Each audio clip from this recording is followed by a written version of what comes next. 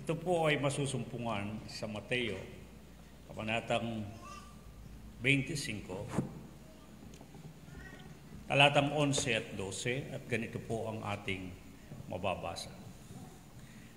Pagkatapos ay nagsirating naman ang mga ibang dalaga na nagsisipagsabi, Panginoon, Panginoon, buksan mo kami. Datapot sumagot siya at sinabi, katotohanang sinasabi ko sa inyo, hindi ko kayo nangakikilala.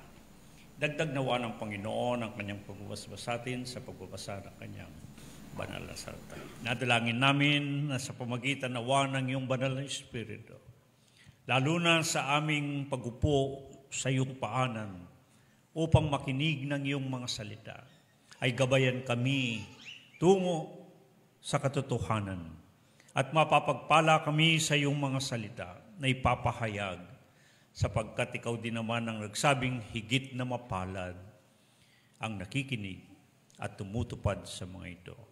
At ito po ang aming dalangin na mayroong pagpapasalamat. Amen. Isang napakabiyayang pagkakataon muli na tayo nagkakatipon sa Panginoon sa sandali pong ito. At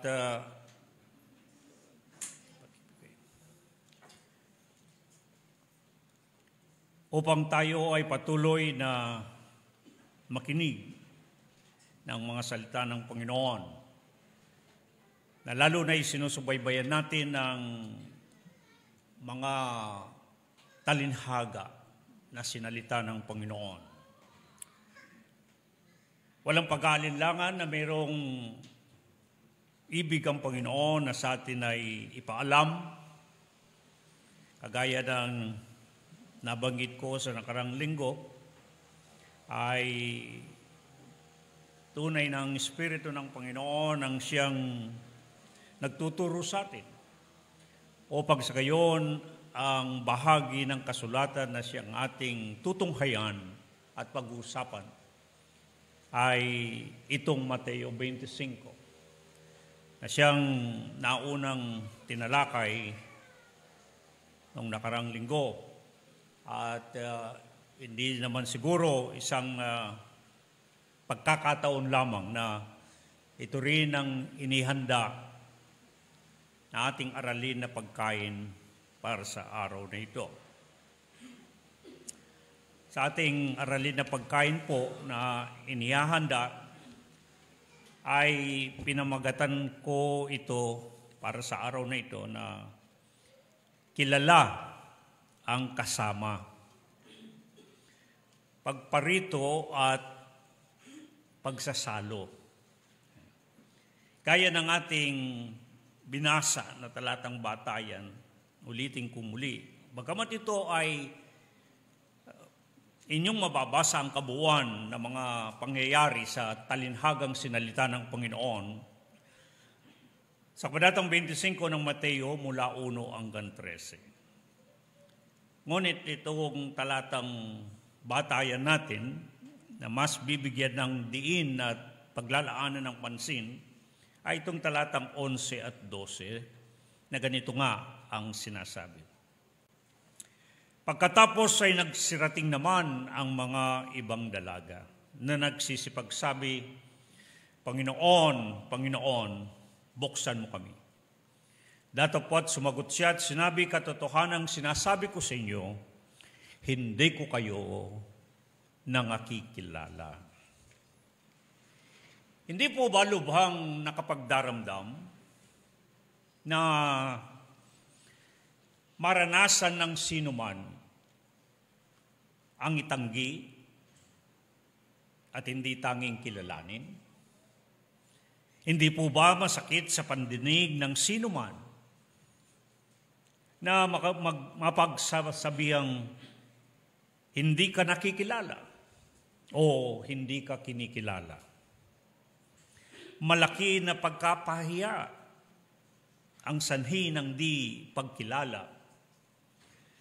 Lalong-lalo na siguro na masaklap na maganap para sa isa na sakaling mangyayaring ang mismong Panginoon ang magtanggi at magsabi, kailan may hindi ko kayo nangakikilala. Magsilayo kayo sa akin. Sa ating kalinangan, kulturang Pilipino, talagang lubang nakapagdaramdam po yan na maranasan ng sino man.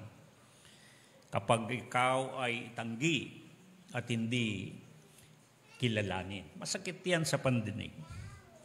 At dahil dito, lalo sigurong masaklap na maganap kapag ang mismong Panginoon ang magsasabi at magtatanggi, kailan may hindi ko kayo nakikilala.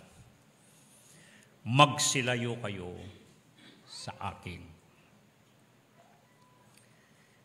Sa talinhagang sinalita ng Panginoon, walang pag-aalilangan ng sinalita na talinhaga, itong talinhaga nga ng 10 dalaga, ay naglalarawan ng kaganapan. At ang inilalarawan na kaganapan ay ang muling pagdating ng mismong Panginoon. Bilang katunayan dito sa 2 kabanata ng Mateo 24 at 25, magkasunod-sunod na sinalita ng Panginoon ang mga talinhaga na pawang nagpapaliwanag o nagpapahayag ng kanyang muling pagdating.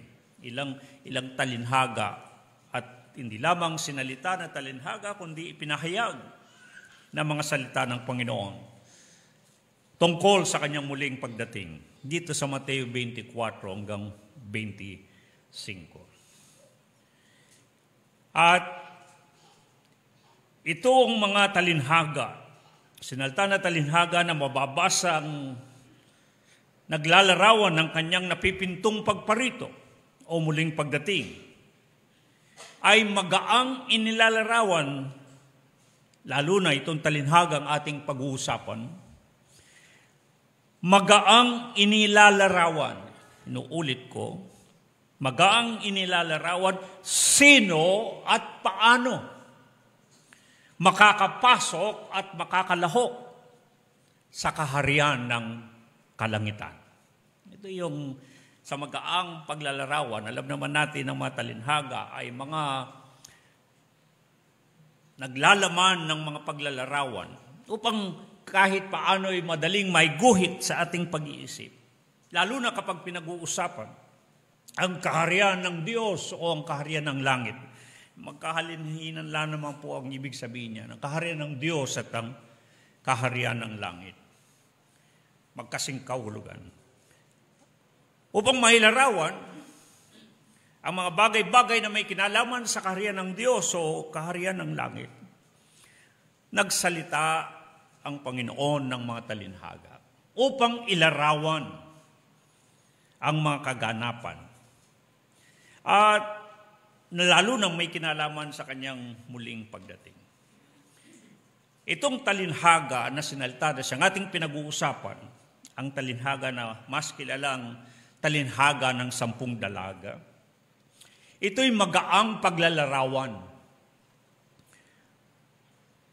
upang malaman at maunawaan sino at paano makakapasok at makakalahok sa kaharian ng kalangitan.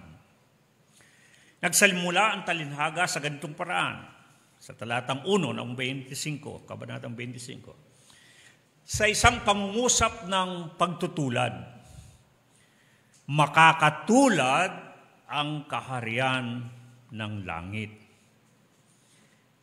Mapupuna sa mababasa, hindi lamang sa talatang ito, at akin na rin naipaliwanag sa ibang pagkakataon, na tangi at palagi na inilalarawan ng kaharian ng Diyos o kaharian ng langit sa isang handaan o tanging piging. Di ba?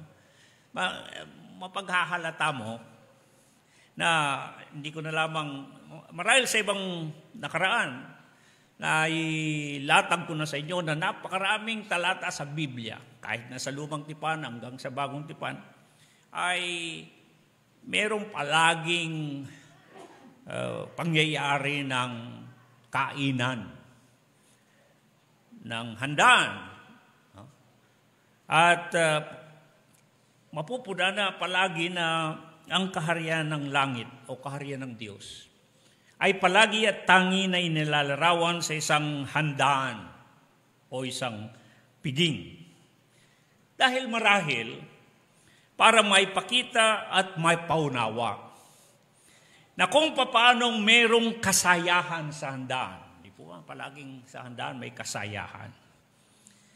At kung bakit sa isang handaan itinutulad ang kaharian ng Diyos at ng langit, ay kung paanong sa mga handaan ay may kasayahan, ay gayon din naman. Totoong saan naroon ang Panginoon, gaya ng mababasa sa mga awit 16:11. Sa harapan ng Panginoon, sa kanyang harapan, mararanasan, anong sabi? Sa kanyang presensya, nakasama siya, ang kapuspusan ng kagalakan at kasayahan magpakailanman. Sa presensya ng Panginoon, pagkasama-sama siya kung saan siya naroon, nang sabi, may kapuspusan ng kagalakan at kasayahan magpakailanman. Yan ang sinabi ng mga awit 16:11. Isang bagay na nakapag-aakit sa atin, sa ating pag-iisip dapat, na kapag pinag-uusapan ng tungkol sa kaharian ng Diyos o kaharian ng langit, ay hindi ito usaping may kalungkutan, kabagutan, isang parabagang isang bagay na ang kaharian ng langit ay walang kasiyahan doon, walang kagalakan. Hindi. Kaya marahil gumamit ang Panginoon ng talinhaga na upang ganyakin tayo, akitin tayo na sa kaharian ng Diyos, sa kaharian ng langit, may kasayahan. At upang may paunawa ang kasayahang yon, ay iginagaya ang mga kaganapan sa isang handaan na kainan. Yeah? Kasi nakakalungkot pong banggitin na kung minsan maging tayong mga mananampalataya, pagka tungkol sa kaharian ng Diyos o kaharian ng langit, ang ating pag-uusapan, ay para bagang napakabigat ang dating sa atin. Parang nakakapagod, nakakabagot, parang nakakalungkot. Kaya siguro ang iba mas nahahalina sa mga kasayahan, nahahatak sa mga libangan sa labas at ibang mga dako. Pero dito pinakikita ang kaharian ng langit o ang kaharian ng Diyos. May kasayahan, may kagalakan. Kaya nga inilalarawan sa pamagitan ng isang handaan. Sa pagkakataong ito ay mapapansin natin na mapag-uunawa sa Biblia, lalo na sa Exodo 24:9-11, Lucas 22:15 at 20, na makikita natin, kagaya ng aking natalakay sa ibang pagkakataon, na palaging ang eksena, mayroong eksena ng piging, ng handaan na kainan. At lalo na sapagkat ito ay nangyayari upang ilarawan ang isang malapitang pag-uugnayan. Isang malapitang pag-ugnayan. Yung pag-upo at pagsasalo sa dulang ng kainan ay larawan ng malapitang pag-ugnayan. Malayo na tayo siguro sa mga ganitong mga pangyayari sa ating kapanahunan. Hindi ko ba? Noong maalala ko nung kami mga maliliit, at hindi naman sa amin lang, kundi maging sa lahat siguro, ay totoo ito. Lalo na ang mga mahirap, di ba? wala man kayong dulang eh. Di ba? Nakaupo lang kayo sa sahig pagkakain, buong pamilya, hindi ba? Nakalatag ang mga plato, pagkain, nandyan. Nakaupo kayo sa sahig. At salo-salo kayong buong pamilya. Di ba? Masaya kayong nagsasalo-salo kahit na kami naranasan namin isang ulam, isang isda ay pinagpipira-piraso sa plato ninyo ng magulang. Hindi ba? Pinagplato. Pagsasaluhan nyo kahit na napakaisang isda na kakainin ninyo. At maingat din nilalagay ang kanin sa inyong mga plato. Kasi nung unang panahon, bawal na bawal, kahit na butil ng kanin ay matapon. Minulat sa amin ng mga magulang, matatanda namin ang sabi, grasya yan ng Diyos. Biyaya ng Diyos. Kaya bawal na bawal. Pag ikaw ay naghulog ng kanin, makikita mo kung ano ang gagawin sa iyo. Hindi ka na pakakainin sa susunod hanggang hindi ka mag-iingat. Ganun kahigpit. No? At talagang nagsasalo-salo sa kabila ng hirap, sa kabila ng kokonti ang ulam, kokonti ang napakasaya ng pamilyang nagsasalo-salo sa pagkain. Diba? Sa Biblia, kaya yung mga Ebreo at mga Hudyo, mga Israelita, ay malaking bagay ang pagsasalo-salo sa isang dulang ng hapag ng kainan. Kaya mababasa nyo, palaging merong kainan na salo-salo ang isang sambahayan. Napakalayo na natin sa ganyang kaugalian, sapagkat ngayon di na nagsasalo-salo ang mga pamilya. Di ba? At kung sakali magtagpo man sa isang pagkakataon na magkarap sa dulang, hindi naman nag-uusap, hindi naman nagtitinginan. Kanya-kanyang ginagawa ay nagse-cellphone, nag-iPad at abala sa ibang bagay. Hindi ba? Ngunit sa Biblia ay kagaya na nitong kaugalian na ating mababasa, ang hapag ng kainan, ang dulang ng kainan, ay isang paglalarawan ng malapitang pag-uugnayan. Katunayan ng magkaroon ng pagtitipanan ng pag-uugnayan. Di ba? Nung magtipanan ng Panginoon at ang kanyang bayan na hinirang. Doon sa aking binanggit sa Exodo 24, 9 at 11, mapapansin ninyo na pagkatapos na makipagtipanan ng Diyos at sa kanyang bayan, ang sabi, umakyat sina Moses at ang mga kasama niya sa bundok. At pagkatapos sabi nila, nakita nila ang Diyos at kumain at nagsiinom sila. Naiwatig na doon sa pagtitipanan nangyari, nagsalo-salo ang Diyos at ang kanyang bayan. Gayun din naman ang ating Panginoon. Mamasdan ninyo sa Lucas 22:15-20. Nang kanyang ipahayag ang bagong tipan, ay nagsalo-salo sa isang kainan. Mangyari sa ginagawa pong mga pagtitipanan o yung pagsasagawa o paghihiwa ng covenant cutting, ay may kainang nangyayari. At dun sa pagkakain yung pagsasalo-salo na naupo sa kainan o pag ng kainan, pinagtitibay ang kanilang pag-uugnay. Kaya makita ninyo, ang dulang ng kainan ay mayamang paglalarawan ng malapitang pag-uugnayan. Kaya yung mga merong tamang kaugnayan o relasyon sa Panginoon, mababasa at mapapagunawa na sila'y mauupo at makakasalo ang mismong Panginoon at ang mga kanya sa kanyang kaharian. Tingnan ninyo ang binanggit sa Mateo 8:10-11.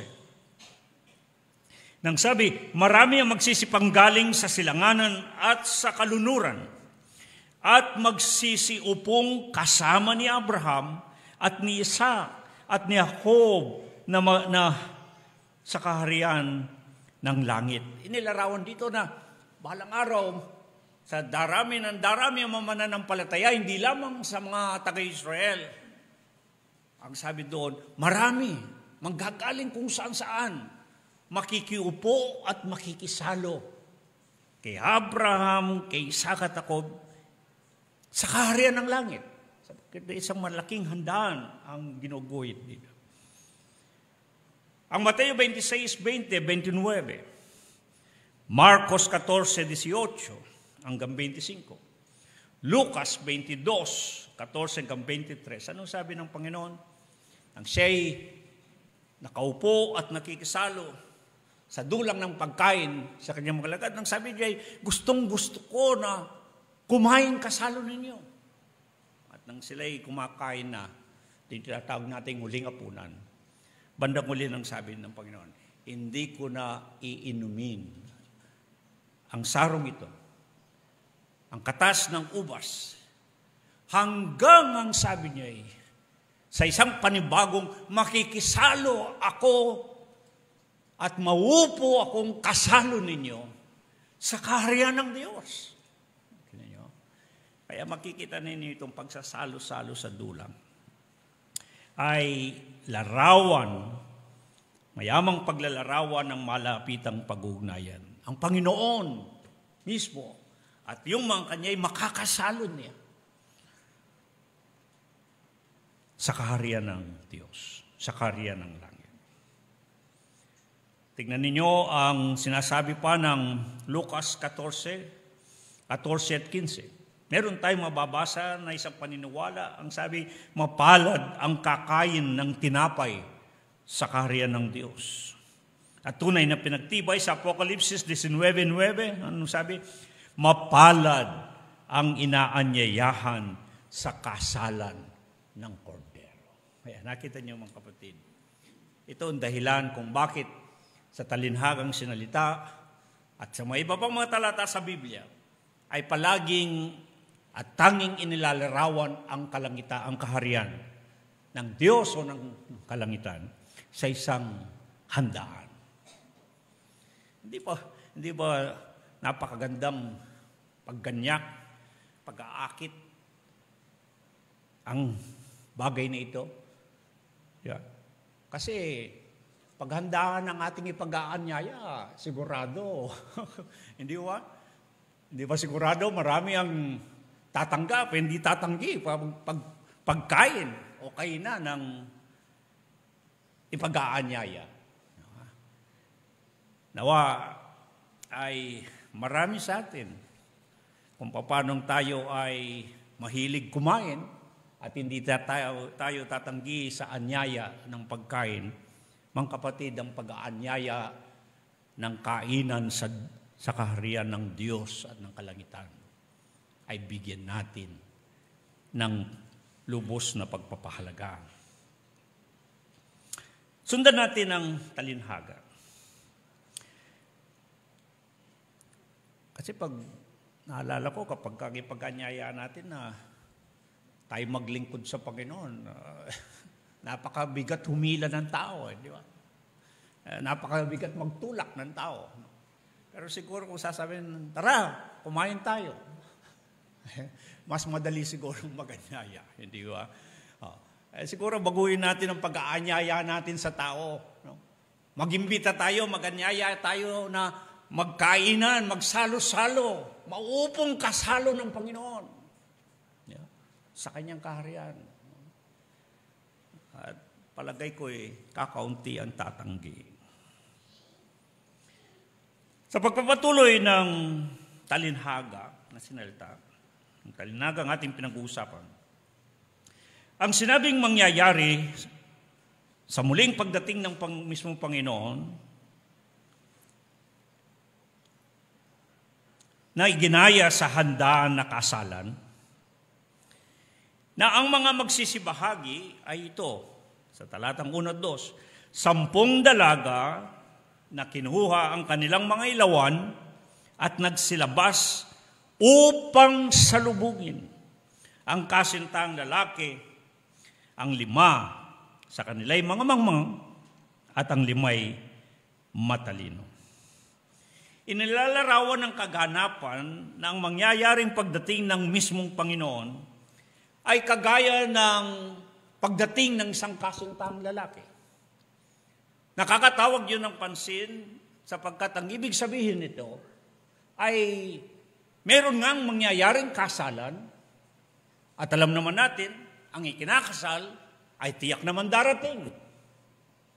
Ipinapahiwatig nito na kung sa ganitong paglalarawan, iginagaya ang muling pagdating ng ating Panginoon, ang ibig sabihin, tiyak na mangyayari, tiyak na darating ang Panginoon kung paanong ang kasintang lalaki sa kasalan ay darating.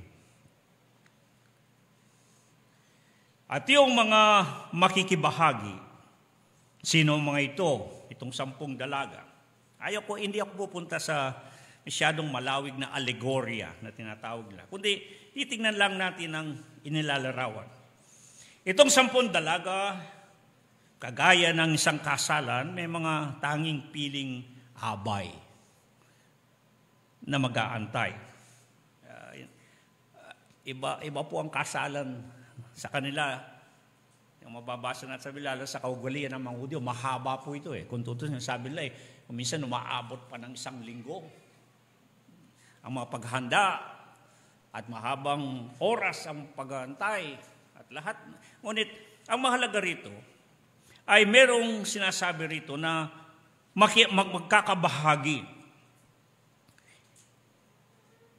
sa pagdating ng kasintang lalaki o dito sa kasalan.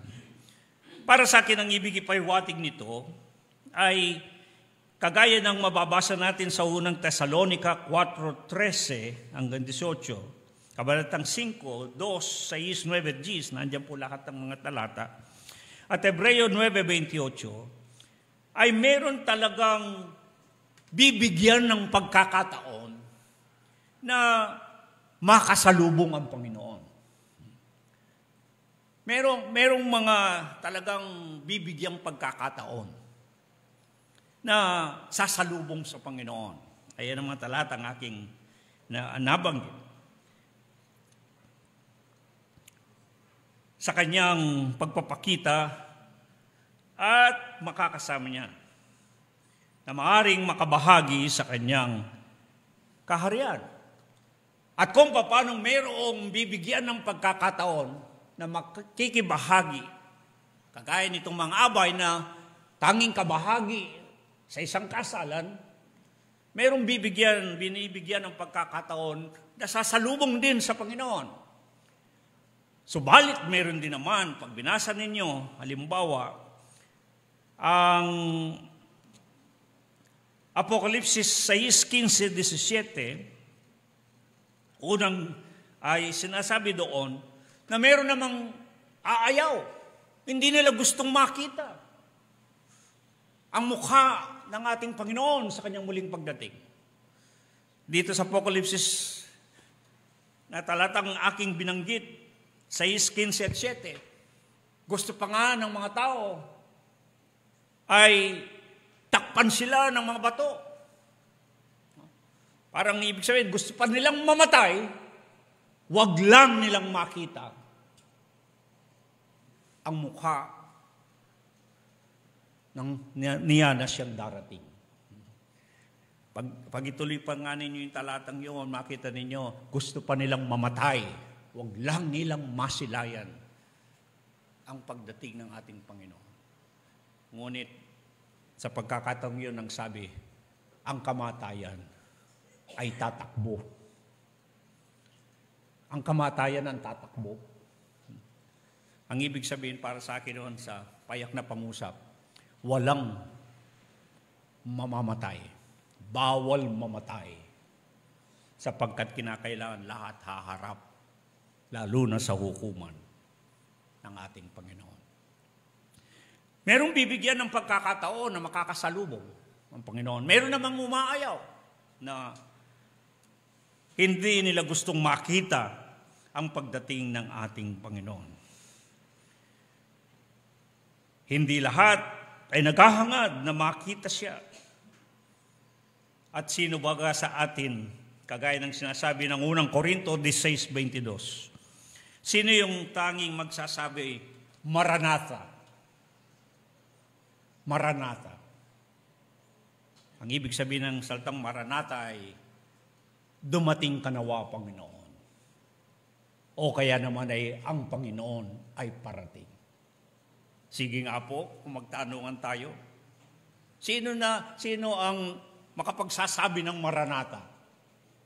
Ay, may nabasa ko minsan, di ba kung minsan, babasa ninyo sa mga inilalagay nila dyan sa mga Facebook. Lahat gustong pumunta sa langit. Wala namang gustong mauna. Hindi ba? Kaya maging itong pagsasabi ng Maranatha, kung talagang maging makatotohanan tayo, gaano katotoo sa atin na gusto nating makita ang Panginoon, gaano natin kagusto na dumating nawa ang Panginoon, gaano tayo kaseryoso na ibig natin talagang mangyaring dumating ng Panginoon. Maranatha. Palagay ko, marami sa atin ang magdadalawang loob. Magdadalawang isip. Kaya itong usapin ng muling pagdating ng Panginoon ay napakaselan na usapin at matimtiman na kailangan nating pagbulayan kung gaano tayo kaganda at kagusto na mangyari nawang Maranatha, dumating ang Panginoon. Nakahanda po ba tayo sa gano'n? Hindi natin maaagwanta. Darating at darating naman ang Panginoon. Nung nakaraang ating tinalakay, na aralin ng pagkain, ng katulan sa kalahatan, pagpapalat, pagkasumpa, binanggit ko na ang mga talata na tiyak na inilalahat na darating ang Panginoon. Hindi natin maaagwanta ang pangyayaring ito. Hindi natin mapipigilan. Kung kaya't inihalimbawa sa isang kasintahang lalaki na darating sa kanyang kasalan. Pinaiwatig, ganun din katiyak na talagang darating ang ating Panginoon.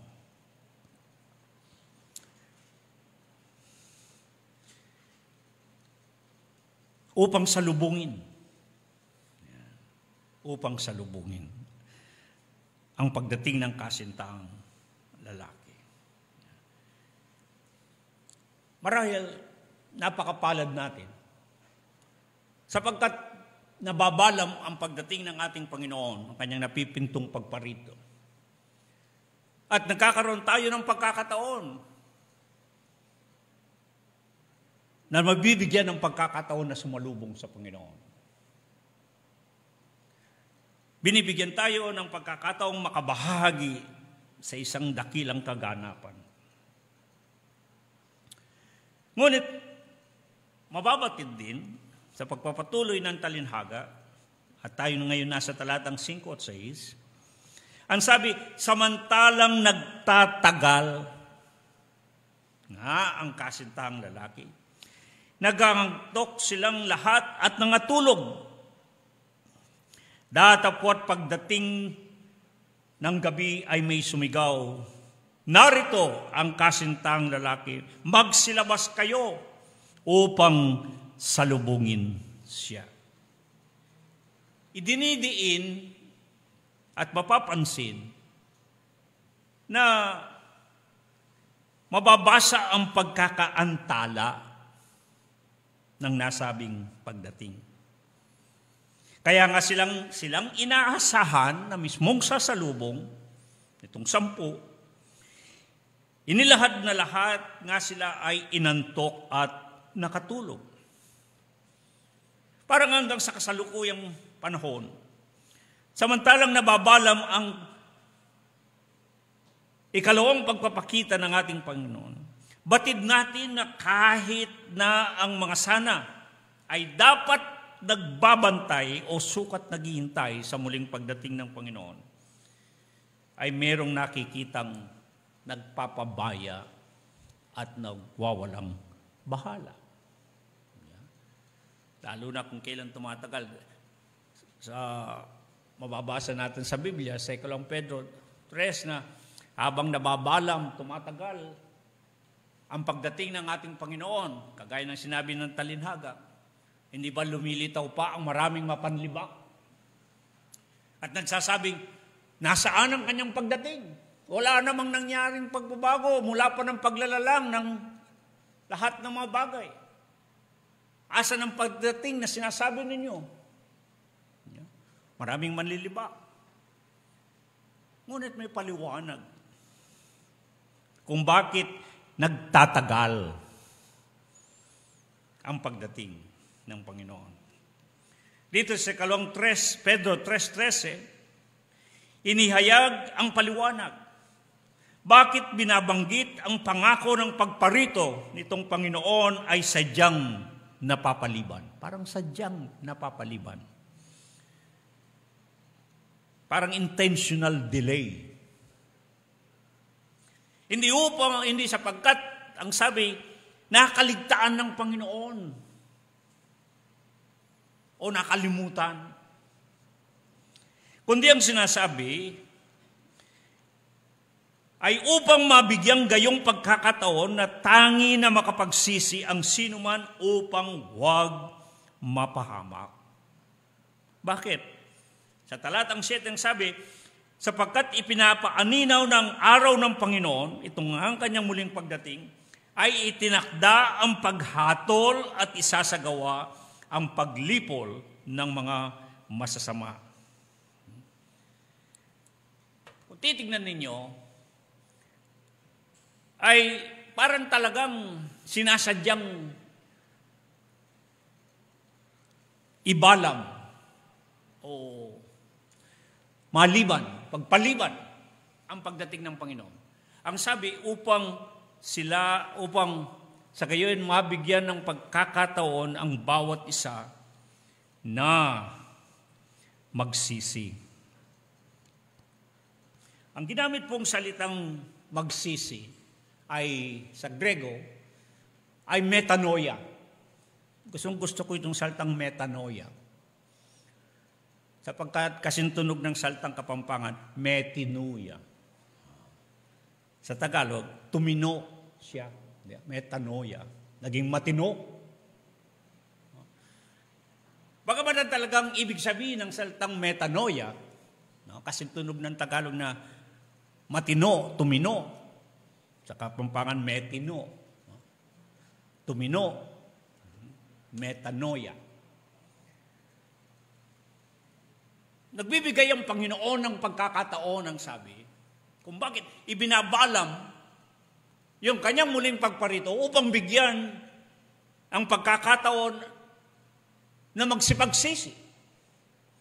Bakit? Sapagkat itong araw na pagdating ng Panginoon ay itinakda na araw ng paghatol at paglipol. May tiyak na kapamakan na kinakaharap. At yung pagsisisi dito, salitang metanoia sa Grego, ang ibig sabihin ay sigurado na patungo sa tiyak na paghahamak. At ang pagsisisi, ang ibig sabihin ay magbago ng tinutungo.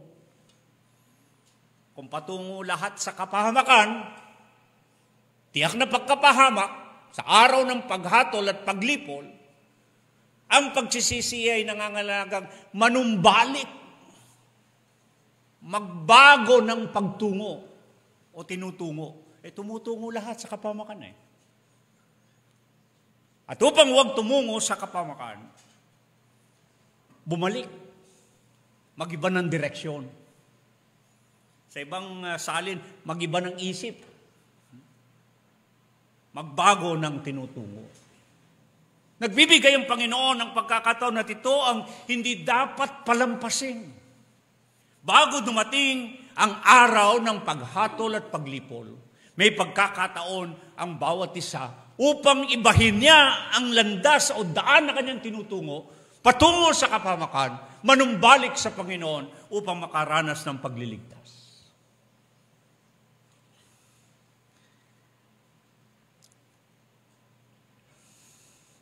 Sa kagandang loob ng Panginoon, nagkakalob siya ng pagkakataon upang makaranas ng pagliligtas. At ang sabi ng Hebreo 2:2-13 dito, huwag dapat kaligtaan o pabayaan ang dakilang kaligtasan na iyon.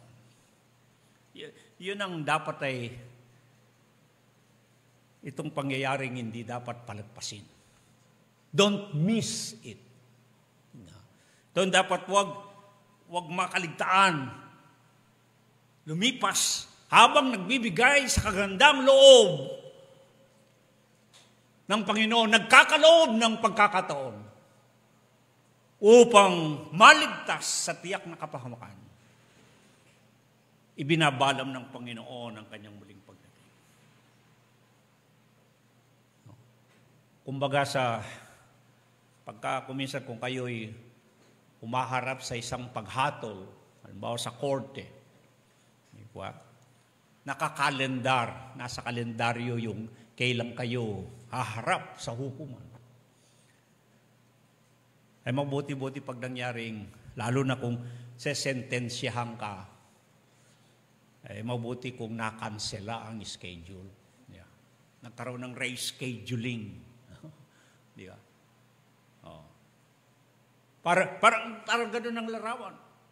Sa araw ng pagdating ng ating Panginoon, di ba yun sa nakaraan nating aralin na pagkain, luluklok ang Panginoon sa kanyang luklukan, haharap ang lahat ng mga bansa, pagbubukdin ang bawat isa, kagaya ng pagbubukod ng pastor sa mga tupa at mga kambing.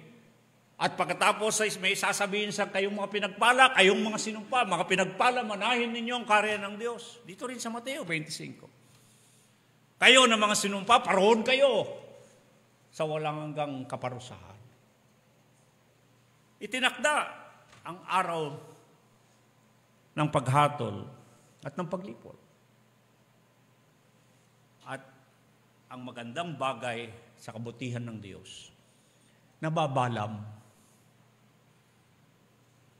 naglilikat ang kanyang pagdating upang ang bawat isa'y mabigyan ng pagkakataon na magbago ng kanyang tinutungo, na ang direksyon ay patungo sa kapamakan. Metanoia, manumbalik, magsisi, magbago ng direksyon ng buhay, ng tinutungo, bumalik sa Panginoon at makaranas ng pagliligtas.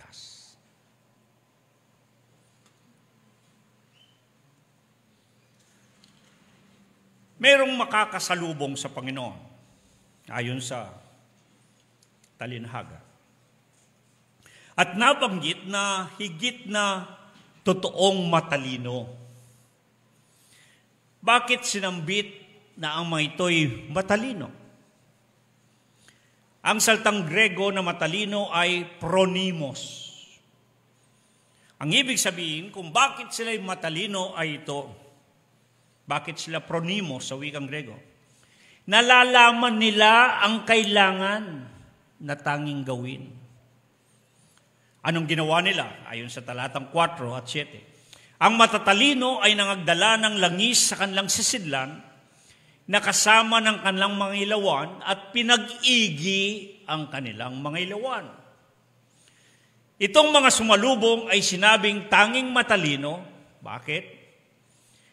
Sapagkat kaya sila matalino, naniguro sila. Anong ginawa nilang paniniguro?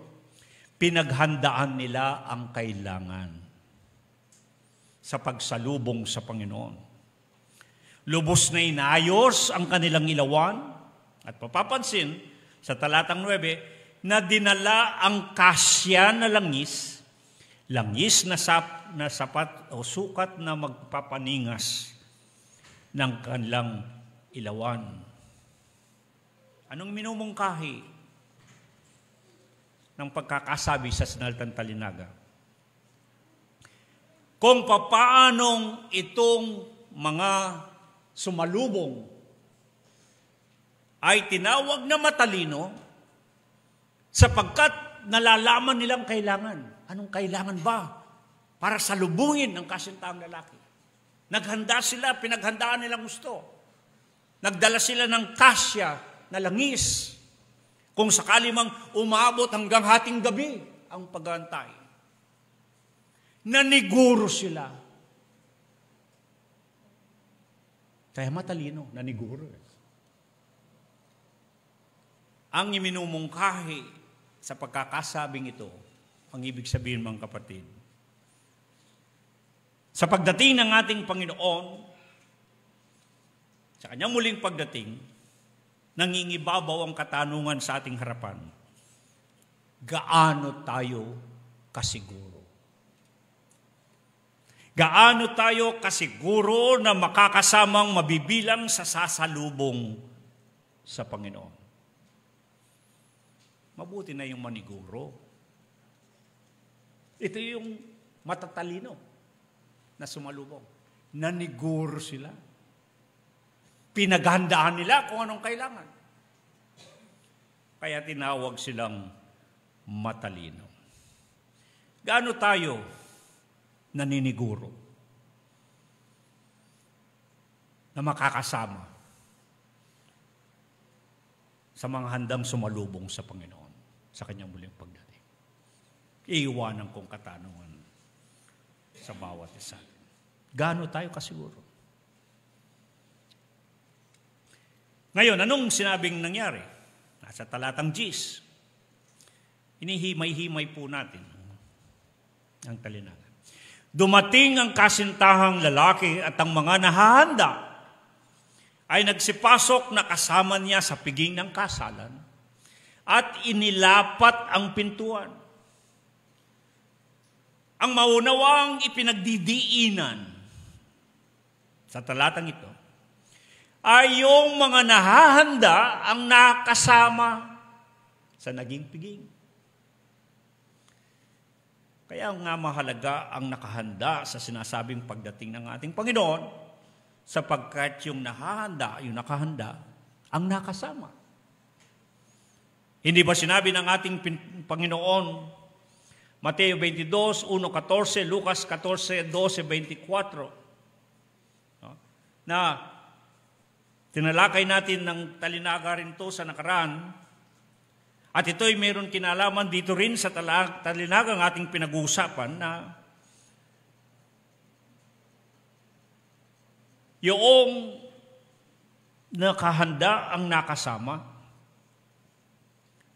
na madiing pinagbibilin na sinabi ng Panginoon sa Mateo 24:44. Ang madiing pagbibilin na kaya nga, ang sabi niya, magsihanda sapagkat maliwanag,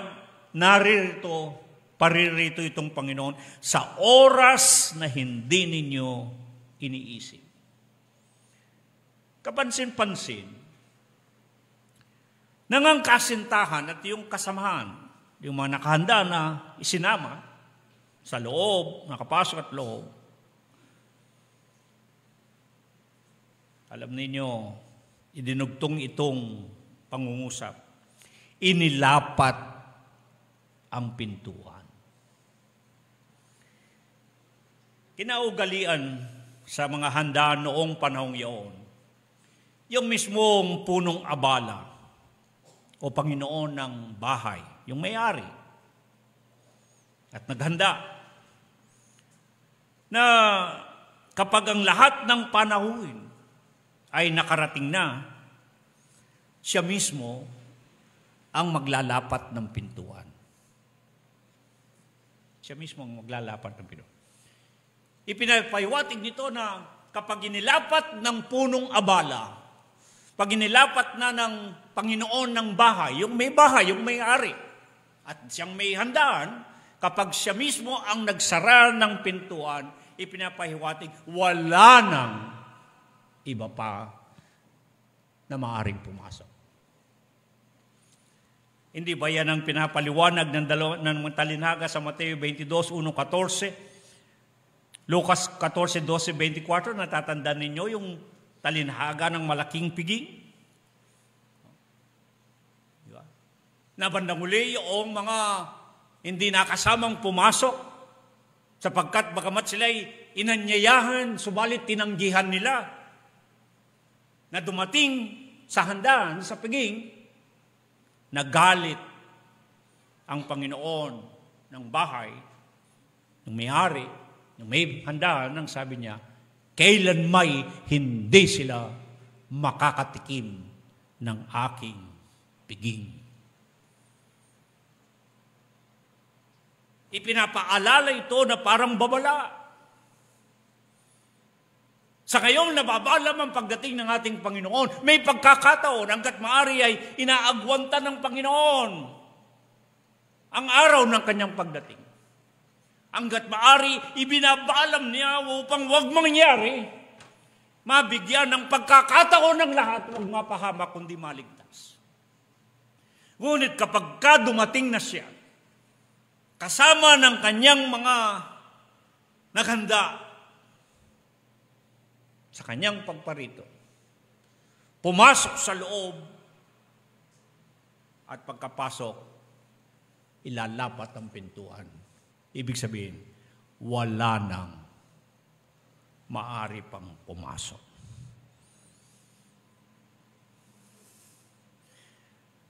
Iwasan natin mga kapatid ang mapagsarahan ng pintuan.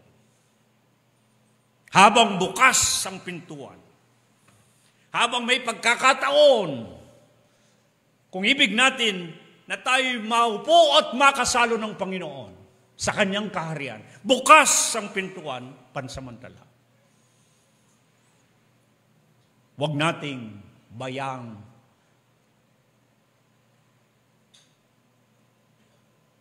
mapagsaraduhan tayo, mapagsarhan tayo ng pinto. Pagsarado ng pinto ng kaharian,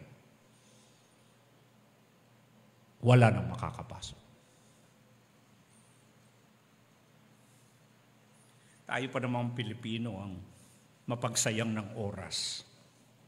Tayo pa namang mga Pilipino ang hindi masyadong pinapansin ang oras. Dahil akala natin ang oras ay walang katapusan, na paikot-ikot lamang. Ngunit may hangganan. Ang pagpasok sa kaharian ng Diyos o kaharian ng langit, may oras. May bukas na pagkakataon. Ngunit pagdating ng Panginoon, kagaya ng pagdating ng kasintaang lalaki, at pagkapasok, nakasama niya ang mga nakahanda, ipipinid ang pintuan, ilalapat ang pintuan, at pagsara nito, wala nang pagbubuksan.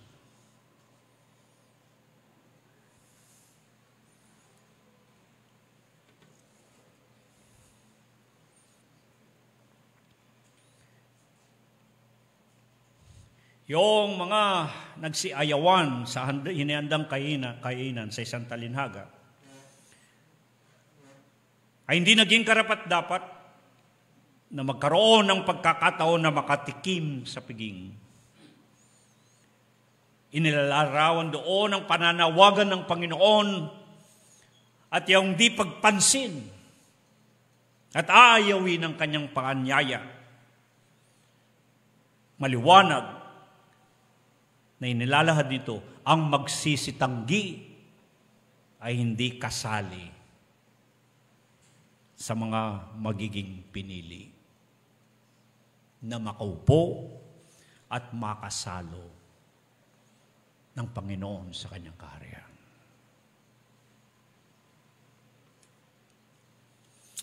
Ano ngayong mangyayari naman sa pagdating ng Panginoon doon sa hindi makakasali sa pagsalubong sa Kanya at mapagkakaitang makasalo sa pagparito niya? Sabi sa talatang 11, pagkatapos ay nagsirating naman ang mga ibang dalaga na nagsisipagsabi, Panginoon, Panginoon, buksan mo kami. Mapupuna sa mababasa, nagsimula sa salitang pagkatapos.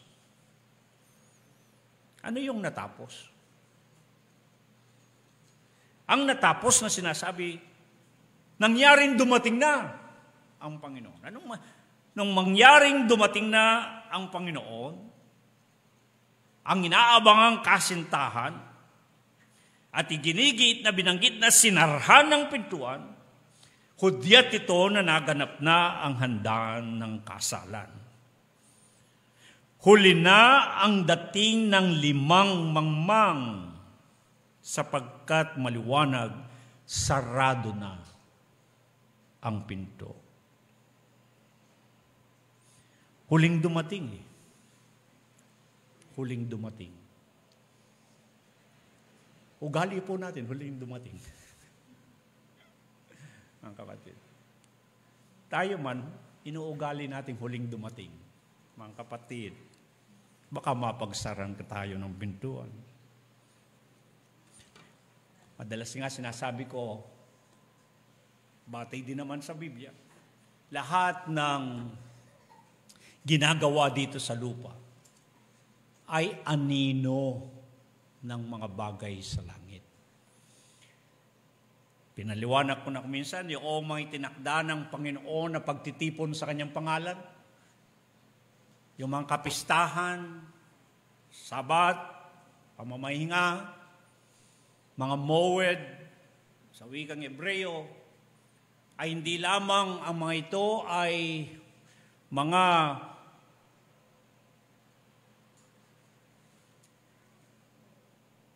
pakikipagtagpo sa Panginoon. Di ba? Nilatag ko na yung kalendaryo ng Diyos. May nilagay talagang siyang mga araw na nakikipagtagpo ang Panginoon sa kanyang bayan. Mga araw ng pakikipagtagpo sa Panginoon. Ngunit hindi lamang araw ng pakikipagtagpo, kundi mga araw ng pag-iensayo. Ang ibig sabihin ay ginagawa ang mga bagay na yon parang kagaya ng pista ng Israel. Makikita ninyo na mayroong kinalaman sa muling pagdating ng ating Panginoon. Yung Hebreo 10:25, na kung saan sinasabi na huwag ninyong kaligtaan ang pagkakatipon sa Panginoon, kagaya ng inuugali ng iba. Pag tinuro ko na minsan sa atin yon, ang tinutukoy na pagtitipon doon ay hindi basta yung pagtitipon natin kagaya ngayon, tuwing linggo, o anumang araw. Hindi yon ang pagtitipon na tinutukoy doon. Kundi tinutukoy na pagtitipon doon ay yung pagtitipon sa pagsalubong sa pagdating ng ating Panginoon. Sunagoge ang tinawag sa wikang Hebreo. Yung sinasabi ng huwag niyong kaligtaan ng pagkakatipon, ang ibig sabihin kaya tayo parang ngayon nagpa-practice lang. Para lang tayo nag-e-ensayo na nagtitipon sa Panginoon upang huwag nating makaligtaan yung dakilang pagtitipon ng pagsalubong sa Panginoon. Pero kung inugali natin ang huling dumating, inugali natin ang magpaliban, baka mapag-iwanan tayo dun sa talagang pagtitipon sa Panginoon. Yun ang tinutukoy dito. Kaya napakaselan itong bagay na ito na usap. Di ba? Habituation. Di ba? Kailangan maging habit, ugaliin na natin na sa pagtitipon ng Panginoon, huwag tayong darating na huli, huwag tayong magpapaliban, huwag tayong mag-a-absent, baka sa anumang oras na hindi natin nalalaman, yun talagang pagdating ng Panginoon at tipunin ng mga Kanya sa isang dakilang pagtitipon, baka dun tayo huli, o kung hindi, wala. Mag-practice tayo. Pag-practicean natin. Yun yung mga pista kapistahan na nilagay sa Biblia. Para din silang ensayo. Yung mga pagtitipon, parang nag-i-ensayo hanggang maging ugali natin na sa mga pagtitipon ng Panginoon ay naroroon tayo hanggang sa lahat ng mga ginagawa na nagtitipon sa pangalan ng Panginoon. Hindi tayo huling dumating, nakikipag-unahan tayo, hindi tayo nagpapaliban upang pagmasanay tayo roon.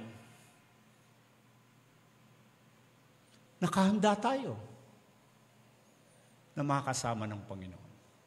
At tingnan ninyo ang ating mga music ministry. Nag-ensayo. Kasi pag hindi nag-ensayo, pagdating ng araw ng pagtitipon, hindi sila handa na tumugtog. Para handa sila, nag-ensayo. At kung kailan nag-ensayo, lalong gumaganda ang paghahanda. Ang mga pagtitipong kagaya nito. Kaya nga pinapalit ko na yung ating kanina. Sabi ko, wag na natin gamitin yung pantahan ng panambahan na naisip ko noon. Dahil walang makalabas ng bahay noon eh. Kaya panambahan, nahirata, nasanay. Pwede naman manambahan sa bahay. Hindi nadadalo sa pagtitipon. Kaya sabi ko, palitan na gawing pagtitipon sa Panginoon.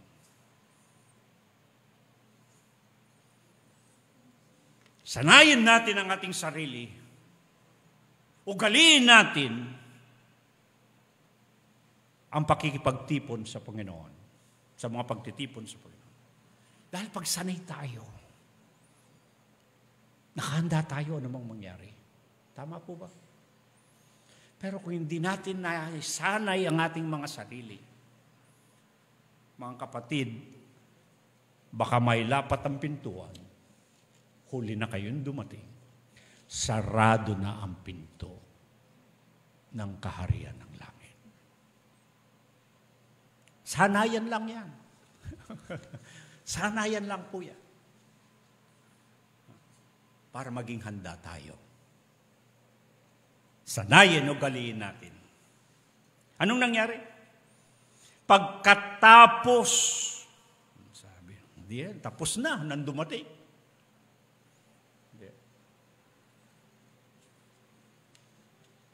Nang mga bata kami, sa mga pananambahan, ang inahabol lang ng mga dumarating, yung basbas. Inugali yun doon. Na, darating sila, basta't wag lang silang mahuli, basta't maabutan man lang yung pagbabasbas, yung bendisyon. Para sa kanila, ayos na yun. Tama na yun, nabasbasan.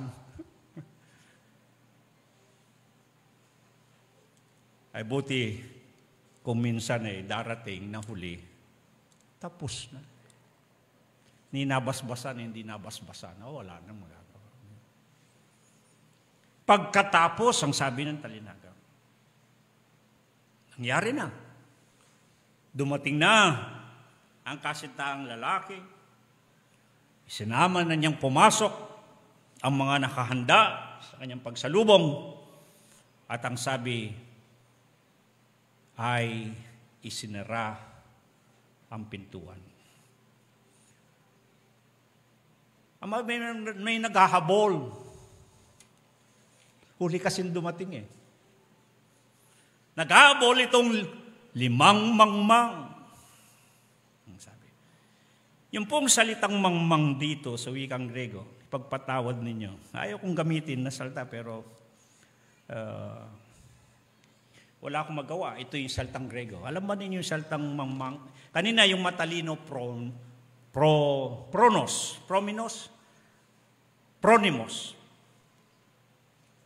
Ibig sabihin nun kaya matalino, nalalaman nilang kailangan kung anong tanging gagawin.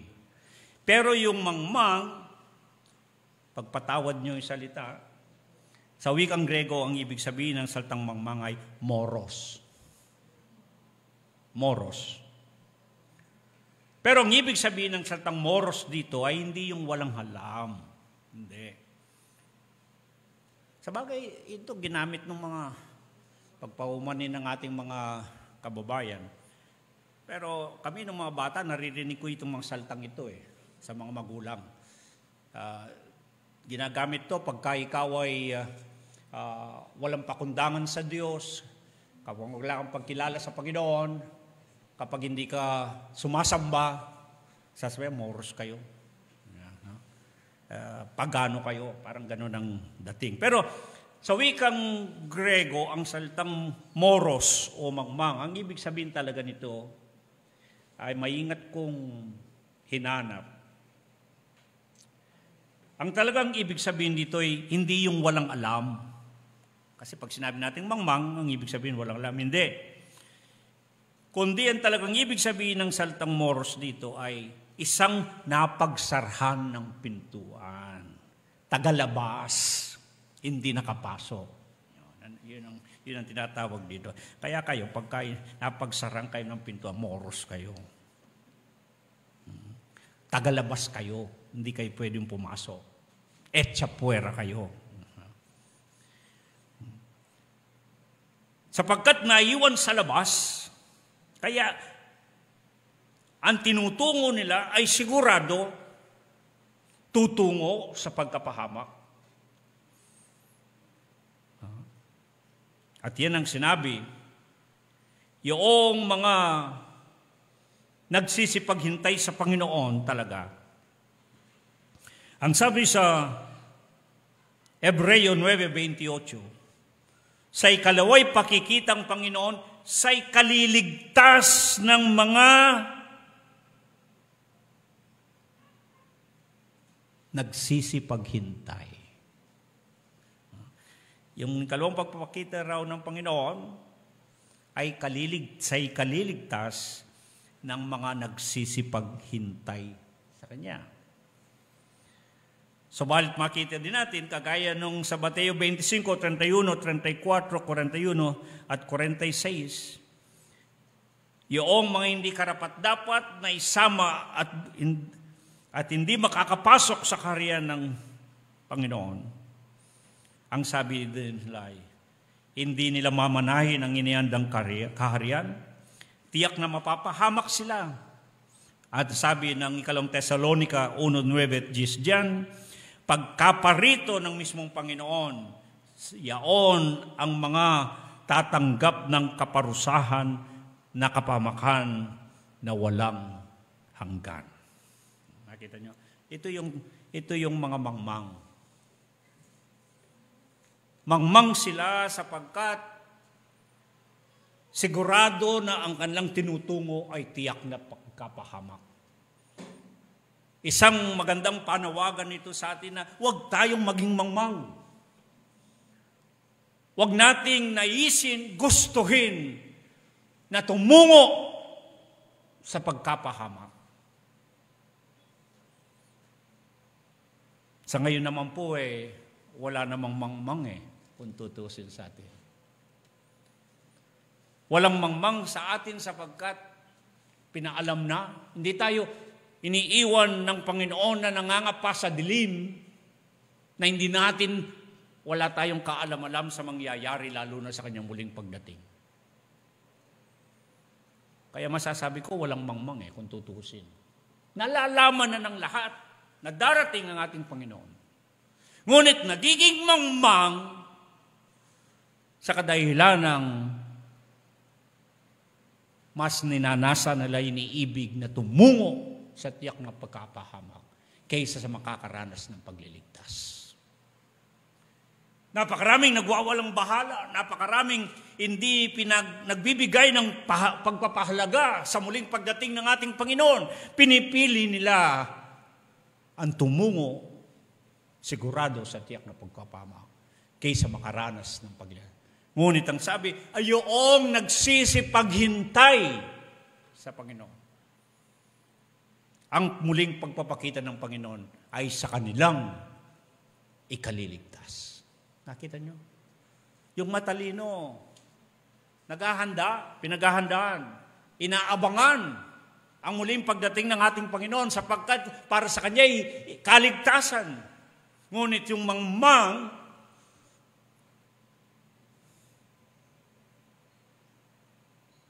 ay nagwawalang bahala, nagpapabaya, wala siyang pakialam sa pinag-uusapang muling pagdating ng ating Panginoon, tiyak na siya'y mapapahamak. Ang tungo niya ay sa kapahamakan.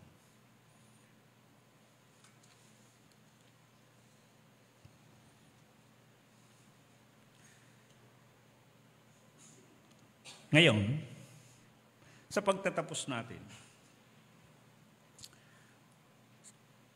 bakit binanggit na yaong pinagsarhan ng pintuan ay sinabing hindi pinapasok sa loob. Bagamat tumatawag sila, Panginoon, Panginoon, buksan mo kami.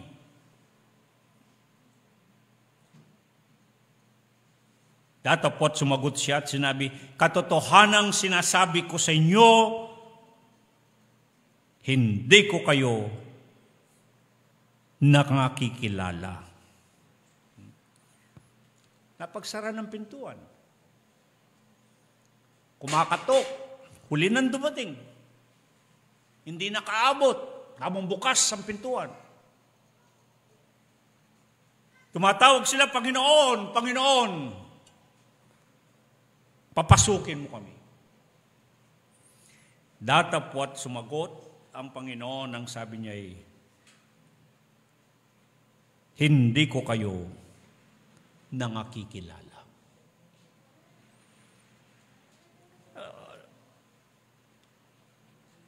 Napakagaan pong unawain ng bagay nito. Sino sa atin? Sino sa atin ang nagpapapasok sa inyong bahay na hindi nakikilala? Diba? Di tayo basta-basta nagpapapasok. Kumakatok, tumatawag. Papapasukin natin sa ating bahay, pagbubuksan ng pintuan. Meron tayong ganung sentido komon, tinatawag. Common sense. Yeah. Matalino naman tayo kahit papano. Pag may tumatawag, kumakatok sa labas ng pintuan, di natin pinapasok. Pinagtataguan pa nga natin kuminsan lalo na yung naniningil ng utang.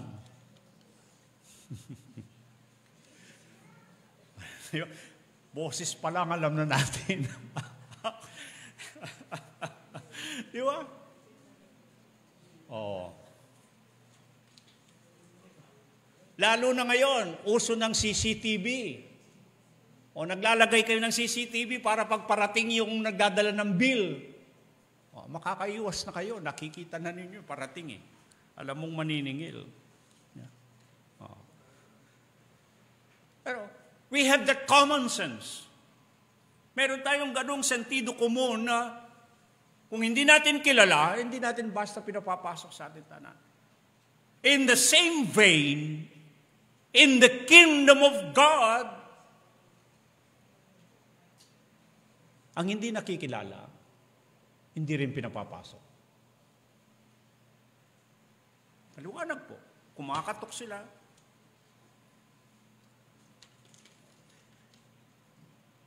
Di ba? Doon sa sa ibang talata niyan sa Mateo 7:21, hindi ba may mga nagdadahilan pa? Napagsara ng pintuan, kumakatok, tumatawag, Panginoon, Panginoon, pagbuksan. Panginoon, nahuli lang po ako kasi natagalan ako nagbihis Panginoon, ako talagang nakabihis na, papunta na, pero hindi ako nakaabot kasi biglang dumating ang kaibigan ko. Nagmaretiyasan muna kami, nagchismisan sandali. Pagdating ko, huli na ako, sara ng pintuan. Yeah. May mga dahilan Di ba yung yan dinahilan doon sa Mateo 7? Sabi sa Panginoon, Panginoon, nakasalo ka namin. Sa kainan, Panginoon, namahayag kami. Panginoon, gumawa kami ng mga himala sa iyong pangalan. Ang daming pwedeng dahilan kung bakit nahuhuli at napapagsara ng pintuan. Pero sabi ng Panginoon, hindi ko kayo nakikilala. I know you not. I knew you not. Hindi ko kayo kilala. Tuwiran na sinabi ng Panginoon dito na yaong hindi niya kilala ay hindi niya makakasama. Kaya yung paksa natin, kilala ang kasama. Hindi pinapasok sapagkat ang sabi, hindi ko kayo nakikilala. Ang hindi nakikilala ay hindi makakasama na pinapapasok sa loob ng kanyang kaharian. Yun ang matuwid na ibig sabihin ng bagay nito.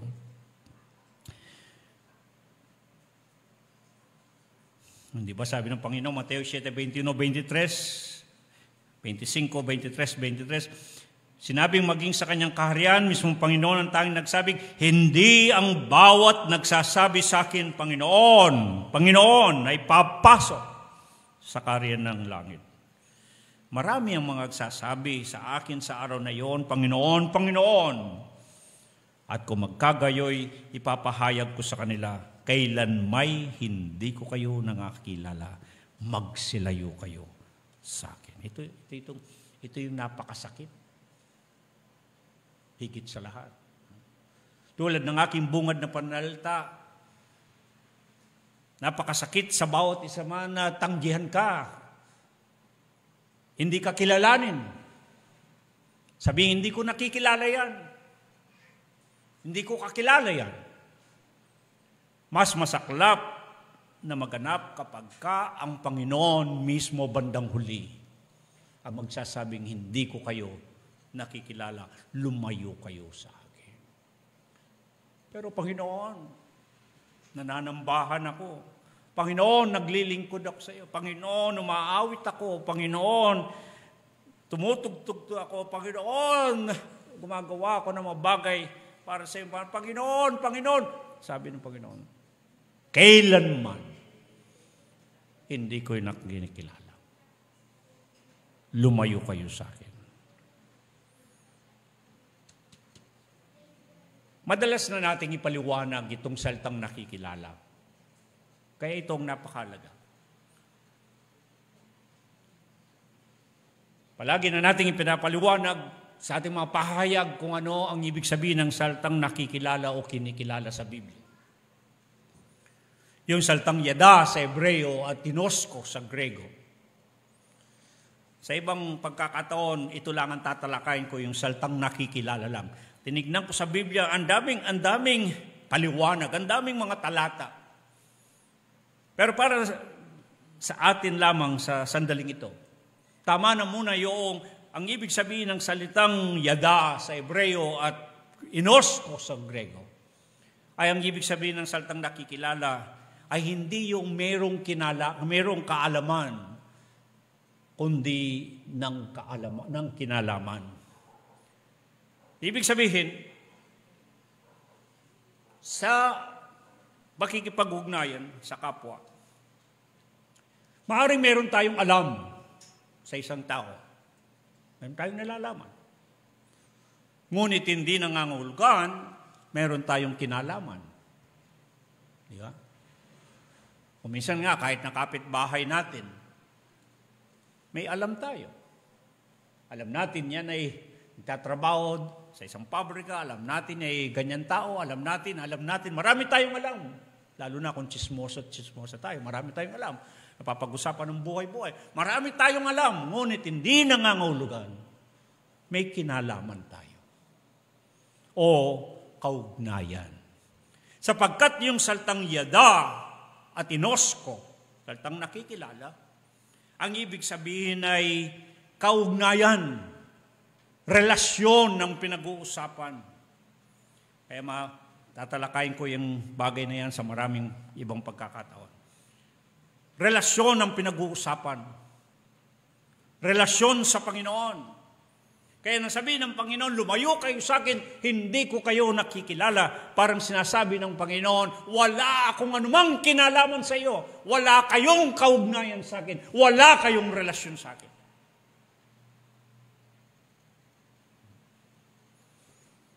Kaya tayo dito sa kawan ng Panginoon, sa ating batayang katuruan, lubha nating minamahalaga ang relasyon sa Panginoon. Ito ang pinakadulo ng lahat ng bagay. Pagdating ng kawakasan, pagdating ng muling pagparito ng ating Panginoon, yung walang relasyon sa Panginoon, hindi makakasama sa mga kinikilala niya na mauupo at makikisalo sa kanyang kaharian. Hindi po ba tayo man? Namimili rin tayo. Kanino tayo makikiupo at kanino tayo makikisalo. Di po ba? Yan lamang pupunta kayo sa isang kainan O kayo na sa isang restaurante. Nakaupo ang mga kumakain. Hindi ba namimili pa naman kayo sa kayo upo? Mamimili kayo kung sino gusto nyong katabi. Di ba? Naghahanap kayo na kung sa kayo upo. Pag hindi nyo kakilala, hindi naman kayo upo. Basta-basta. Kaya napakalaga yung relasyon sa Panginoon. At yun ang ating batayang katuruan sa kawan ng Panginoon. Yung mas madalas ay tawagin natin covenantal relationship, tipan na naugnayan. Isang matibay na pakikipag-ugnay sa Panginoon. Sapagkat bandang huli, hangganan ng lahat ng bagay, sino kayo sa Panginoon? O ano ninyo ang Panginoon? Sino at ano kayo sa Panginoon? Yan ang usapin. Ang hindi kilala ay hindi makakasama sa kanyang kaharian. Yung hindi kilala, tinataboy nga, pinalilisan. Lumayo kayo. Hindi ko kayo kilala.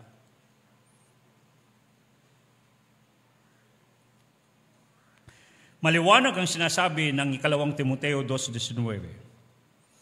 Nakikilala ng Panginoon ang mga kanya. Mapag-uunawa sa mababasa silangang sinasabing itinuturing na nakikilala ng Panginoon ang mga kanya ay yung mga kanyang nakikilala, yung mayroong relasyon sa Panginoon ang tinutukoy. At yung mayroong relasyon sa Panginoon, sila na kayang nakikilala o kinikilala, ang totoong makakasalo niya sa tanging piging. Samantalang yung walang kaugnayan sa Kanya, tuwirang pinalisan sila, totoong pinalalayo sa Kanyang harapan, gaya ng mababasa sa Mateo 7:23, 25:41, nang sinabi, lumayo kayo sa akin. Tinaboy sila, papalayo. Hindi ko kayo nakikilala. Sa pagwawakas, ating tiyakin, tanging tiyakin, ang isang mahalagang bagay. Kasama ba tayo sa mga kinikilala ng Panginoon na Kanya? Upang makapasok sa loob, makaupo at makasalo ang Panginoon sa Kanyang kaharian.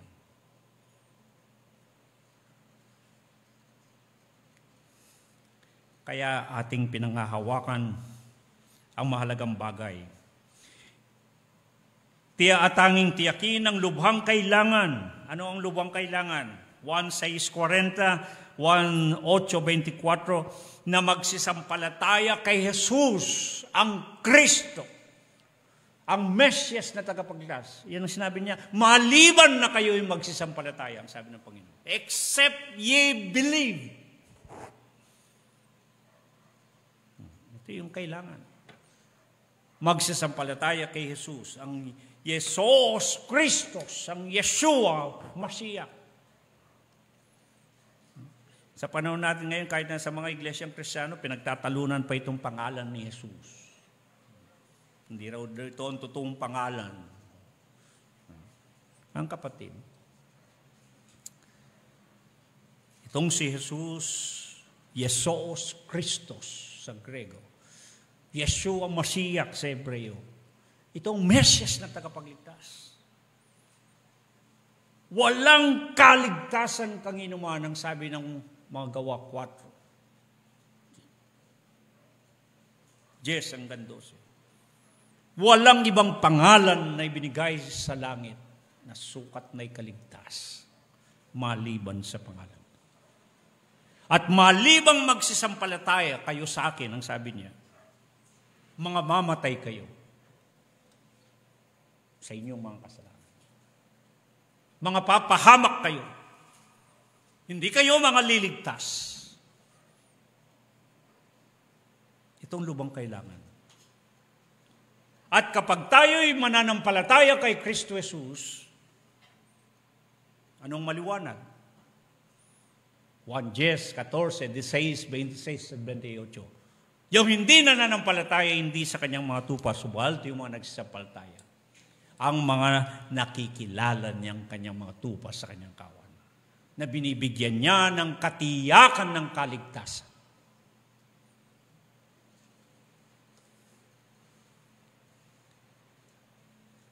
Madingi pinagbibilin sa atin sa Tito 2:13. Ikalawang Tito 2:13. Na habang inihintay natin yung mapalad na pag-asa at pagpapakita ng kalwalatian ng ating dakilang Diyos at tagapagligtas na si Kristo Jesus, ang tanging tagubilin ay mga puyat. Yung pong saltang mga puyat dito ay yung saltang Gregoreo. Magbantay at magantay. Yun talagang mag-aabang tayo. Yun talagang paghahanda natin. Kasasabikan natin yung dakilang pag-asa sa pagdating ng ating Panginoon. Upang sa gayon, ang sabi ng unang Tesalonica 4:7, tayo isa sa Panginoon magpakailanman. Kung saan siya naroroon, ay doroon din naman tayo, ayon sa 1:14-3. Ngunit mga kapatid, ito ang huling bilin. Unang 1:2-28. Inaasahan na tayo'y dapat manahan sa Panginoon. Na sinasabi, kung tayo'y mananahan sa Panginoon, magkakaroon tayo ng pagkakatiwala. Meron tayong katiyakan, meron tayong kasiguruhan. Ano yung kasiguruhan na yun? Ano yung katiyakan na meron tayo kung tayo ay mananahan sa Panginoon? Ang sabi niya ay, meron tayong pagkakatiwala upang huwag mapahiya sa kanyang pagpapakita. May mapapahiya. May mga papahiya. Ang mga mapapahiya ay yung mga wala sa Panginoon. Ang mga mapapahiya ay yung hindi nananahan sa Panginoon. Ang mga papahiya ay yung hindi nananatili, nawawala sa Panginoon, lumilisan sa Panginoon, humihiwalay sa Panginoon, hindi nananatiling nakaugnay sa Panginoon. Hindi sila o wala silang pagkakatiwala, hindi sila makakatiyak sa pagharap sa Panginoon, bagkus sila'y mapapahiya. Mga kapatid, hinihikayat tayo na naway habang nababalam ang pagdating ng ating Panginoon, habang bukas ang pagkakataon. At kung tayo ay nasa Panginoon na lalo na, sapagkat tayo nananampalataya at tayo ay napapabilang sa mga tupa sa kanyang kawan, manahan tayo sa Panginoon. Huwag tayong lilisan. Huwag tayong hihiwalay sa Panginoon. Sapagkat kung tayo mananahan, may pagkakatiwala tayo, may kumpiyansa tayo, sigurado tayo, nakatitiyak tayo, nahaharap sa Panginoon na hindi mapapahiya. Tayo yumuko at manalangin. Panginoon at aming Diyos, nagpapasalamat po kami sa pagkakataon na muli ay pinaalalahanan mo kami, lalo na sa iyong muling pagdating. na hindi nalalaman ng sino man kung kailan at papaano mangyayari. At yamang hindi namin nalalaman ang oras, mabuti na kami manatili sa iyo. Upang kung anumang sandali na ikaw ay darating, kami makakapiling mo. Kami sa iyo. Huwag po namin nawang sayangin ang oras. Huwag nawa kaming magpawalang halaga, magwalang bahala, sapagkat tiyak ang araw na ikaw ay darating. Ang pinakamahalagang gawin namin ay magsipaghanda, magabang sa iyong pagdating. Paghandaan namin ng lubusan. At ang isang magandang paghahanda ay magpatuloy kaming nananahan sa iyo. Manatili kami sa iyo. Sapagkat ang sasalubong sa iyo at kukunin mo na magiging kasalo mo sa kaharian ay walang iba kundi yung mga nakinikilala mong sa iyo. Panginoon, patuloy nawa naming mapagtibay, mapagyaman ang aming pakikipagrelasyon sa iyo. Samantalang nababalam ang iyong pagparido. Lalo pa nawa namin pagtibayin ang aming pakikipag-ugnay sa iyo. Upang kami ay makakapanatiling laging handa anumang pagkakataon na ikaw ay dumating. Salamat po sapagkat binibigyan mo kami ng panahon ng pagkakataon, samantalang may pagkakataon na mayanda namin ang aming mga sarili. At kapag kami handa, talagang handa, malaya naming masasabing, Maranatha, ang Panginoon ay darating. Dumating ka nawa, aming Panginoon. Amen.